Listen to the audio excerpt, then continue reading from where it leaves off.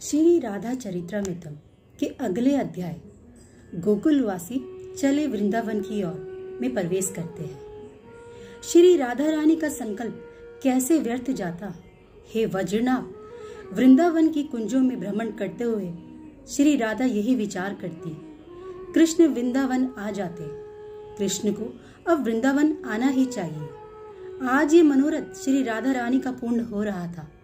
महर्षि सांडिल्य आज श्री राधा चरित्र को गति दे रहे थे। बाबा, आप कहाँ जा रहे हो? प्रातः ही तैयार होकर सकट में बैठकर जा रहे थे वृषभान जी। तब उनकी लाडली ने पूछा था, मेरी लाली, बृजपति नंद ने बुलाया है गोकुल में। सुना है बहुत उपद्रव मचा रखा है कंस ने वहां पर। बेचारे सब गोकुलवासी दुखी है। वहां अब उनका रहना दूभर हो रहा है। अगर होगा तो मैं आज संध्या तक आ जाऊंगा। और सुनो राधा, आज तुम कहीं जाना मत, ठीक है? माथे को चूम लिया वृषभान जी ने अपनी पुत्री का और चल दिए। बाबा, जल्दी आना, जोर से बोली थी श्री राधा रानी। उस दिन गोकुल में सभा लगी थी। नवनंद वहां उपस्थित थे। उन्हें गोकुल के प्रबुद्ध वर्ग भी थे। बृजपति नंद ने मुझे पहले ही बुलवाया था, तो मैं पुरोहित के रूप में वहां उपस्थित था। पूतना, फिर सकटासुर, तृणावर्त, कागासुर, और इतना ही नहीं, कल तो हम लोग डर ही गए। अर्जुन वृक्ष जड़ सहित उखाड़ गए थे। हमारी बेटी बहुएं नित्य पूजन करती थी उस वृक्ष का। वर्षों पुराना वृक्ष था वो। तभी दूसरा ग्वाला बोल उठा, अजी, हमारे गोकुल का देवता था वो, और न आंधी आई न तूफान आया, जड़ सहित उखाड़ गए। दो दो एक साथ खड़े अर्जुन के वृक्ष। अजी छोड़ो, छोटे से कन्हैया को बांध दोगे और उसने उखाड़ दिया, कोई विश्वास भी करेगा? पर मुझे तो लगता है कि गोकुल का अधिदेवता ही इस गोकुल को छोड़कर चला गया है। वहां वो वृक्ष देवता ही था इस गांव का। गुरुदेव, आप कुछ बोलते क्यों नहीं हैं? बृजपति नंद ने मुझसे कहा, मैं कुछ सोच रहा था। हे वज्रनाभ, मैं तो उन अलादिनी शक्ति की मनोरथ को जान रहा था। अब प्रेम लीला वृंदावन में ही होने वाली थी। अलादिनी अपनी ओर खींचने की तैयारी में थी। हमें ये गोकुल छोड़ देना चाहिए। मुझे गोल मोल बातों को घुमाने की आदत नहीं है। मैंने स्पष्टता कह दिया। पर हम लोग जाएंगे कहाँ? सब गोकुल वासियों ने साश्चर्य मेरी ओर देखा। गुरुदेव, इस गोकुल को हम छोड़ देंगे। आतंक के साये में हम अपनी संतति नहीं रख सकते। हम आपकी बात मानते हैं, पर गुरुदेव, गोकुल गांव को छोड़कर हम जाए कहाँ? हे वज्रनाभ, मैंने शांत भाव से सभी गोकुल वासियों के सामने ये नाम लिया, वृंदावन। आप लोगों ने नाम सुना होगा इस वन का। बहुत सुंदर वन है। प्रकृति ने मानो अपने आप को न्यौछावर ही कर दिया है इस वन में। वृंदावन। सब गोकुलवासी एक दूसरे का मुंह देखने लगे। ये वन तो बरसाने के पास में पड़ता है ना? बृहस्पति नंद ने मुझसे पूछा था। हाँ, और आपके मित्र वृषभान की देखरेख में ही है। याद रहे बृहस्पति, सूर्यवंशी है वृषभान, इसीलिए उनसे ज्यादा उलझने की कंस भी नहीं सोच सकता। आप ज्यादा ना सोचे। संकट की इस घड़ी में आप अपने मित्र वृषभान को ही यहाँ बुलवा ले।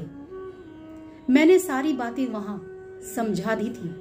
हे वज्रनाभ, उस दिन की सभा वहीं रोक दी गई और एक दूत भेज दिया गया बरसाने वृषभान जी को गोकुल आने का संदेश देने के लिए। आइए आइए वृषभान जी, अपने हृदय से लगाया बृहस्पति ने वृषभान को। गोकुल के सभी लोग दूसरे दिन की सभा में भी उपस्थित थे। बरसाने के अधिपति आज पधारे हैं। ये है हमारे मित्र, घनिष्ठ मित्र, इनसे क्या छुपाना। बृहस्पति ने सबके सामने अपने मित्र वृषभान को अपने गोकुल की समस्या बताई। कंस का अत्याचार बढ़ता ही जा रहा है इस गोकुल में। हमारे बालक है, उन्हें कभी कुछ हो गया तो? अभी तक तो नारायण भगवान की कृपा से हम सब बचते रहे, पर अब बड़ा मुश्किल है। बृहस्पति नंद ने अपनी बात रखी। तो बृहस्पति नंद जी, आप लोग इस गोकुल गांव को छोड़ क्यों नहीं देते? वृषभान जी ने सबके सामने कहा। पर कहाँ जाए हम?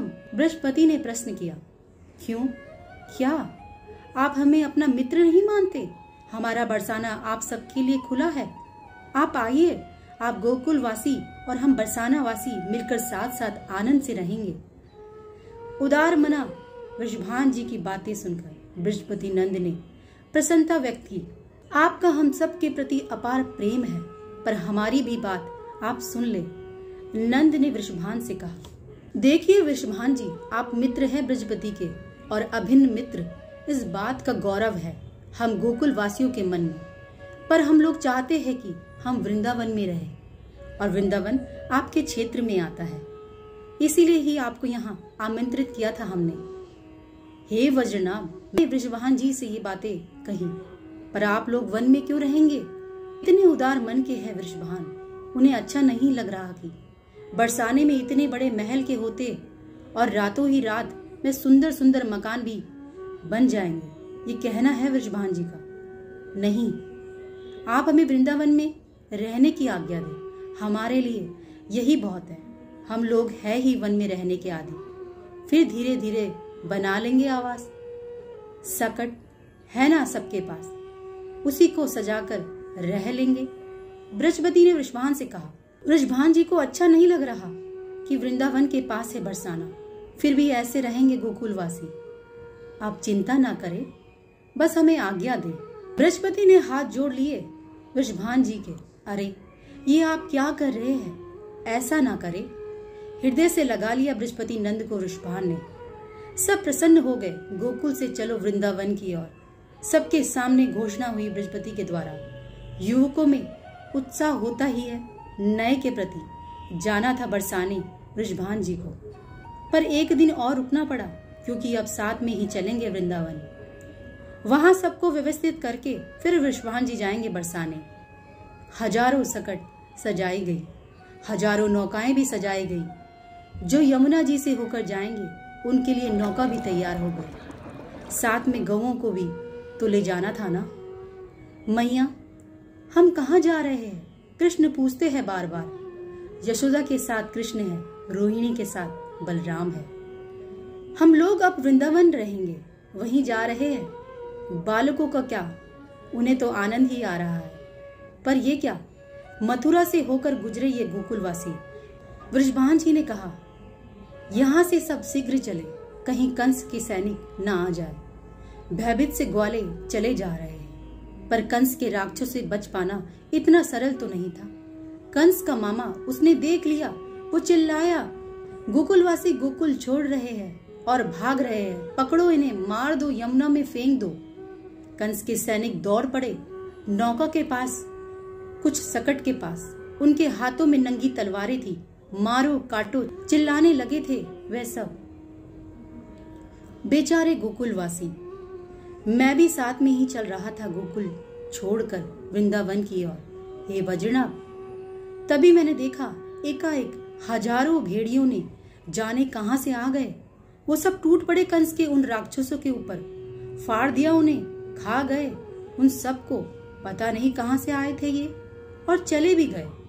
हे नारायण, आपने बचा लिया। बृहस्पति नंद ने राहत की सांस ली।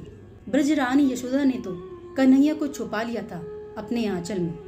मैया, गए वो लोग? छुपे हुए कन्हैया बोल उठे, हाँ गए, पर अभी तू छुपा रहे, कहीं फिर आ गए तो। ब्रजरानी डर रही है। अब डरने की जरूरत नहीं है, ये हमारा क्षेत्र है। हम आ गए हैं बरसाने के पास, और वो रहा वृंदावन। वृषभान जी ने सबको बताया। सब गोकुलवासी उछल पड़े, आनंद से झूम उठे। वो देखो मैया, वो देखो, मोर नाच रहा है। कृष्ण खुश हो गए, फिर बोले, उसके साथ वो कौन है? लाला, वो मोरिनी है। रानी ने अपने लाल के कपूलों को चूमते हुए कहा, ये मोरिनी कौन होती है? सोच में पड़ गए कृष्ण। मोरिनी होती है मोर की पत्नी। हंसते हुए मैया ने उत्तर दिया, फिर मेरी पत्नी कहाँ है? अब इसका क्या जवाब दे यशोदा? मैया, बाबा क्यों नहीं आए? 2 दिन हो गए हैं। श्री राधा ने अपनी माँ कीर्ति रानी से पूछा। गोकुल वासियों को वृंदावन ले आए हैं तुम्हारे बाबा। राधा, अब तुम वृंदावन जाओगी तो मैं निश्चिंत हो जाऊंगी, क्योंकि सब अपने हैं वहां। और कौन कौन आया है गोकुल से? श्री राधा रानी का मन झूम उठा था ये सुनते ही। सब आ रहे हैं। अरे हाँ राधा, तुम अब कृष्ण से खेलना, तुम दोनों बहुत अच्छे लगोगे, मुस्कुराई कीर्ति रानी। पर ये क्या, श्री राधा शर्मा गई, कुछ नहीं बोली और वहां से चली भी गई। पर बच के रहना, वो चोर है, ललिता सखी ने जोर से कहा। मत खेलना उसके साथ, कहीं तुम्हारे हार मुंदरी ये सब चुरा लिया तो। हट, मुस्कुराती हुई अपने कक्ष की ओर भागी श्री राधा। देखती रही थी उस रात चंद्रमा को श्री राधा रानी। कल मैं जाऊंगी वृंदावन तो मुझे कृष्ण मिलेंगे, रात भर सोचती रही। जय जय लाडली लाल जू की।